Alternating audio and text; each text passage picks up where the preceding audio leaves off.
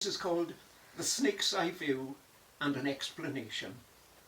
It's a really hard and lonely life, that of a slithering snake, and all because of a girl called Eve. What a mistake to make.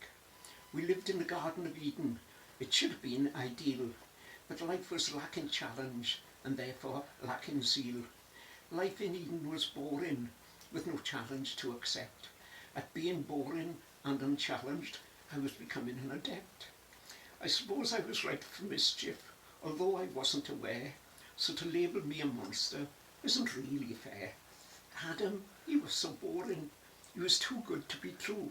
No mischief and no pranks to play, and the sky was always blue.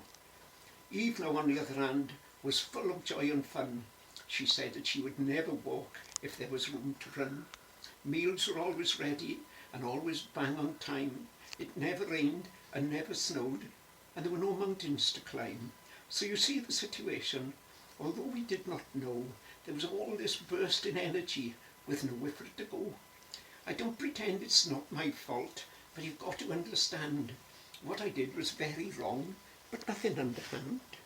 One day I saw this apple, temptation on a tree, and it looked so lovely, so lonely, anchored there, longing to be free. So I went and I brought Eve down and asked her what she thought, and how could she be influenced by a lesson not yet taught.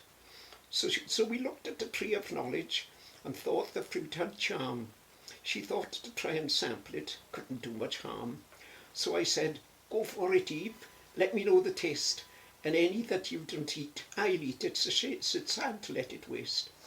So it was at my suggestion she bit into the apple, and ever since that moment with life we've had to grapple. God said, now you've done it, out into the world you go. And suddenly it was raining with just a hint of snow. The free meals disappeared, as did the all blue sky, and suddenly I was slithering. I would never walk or fly.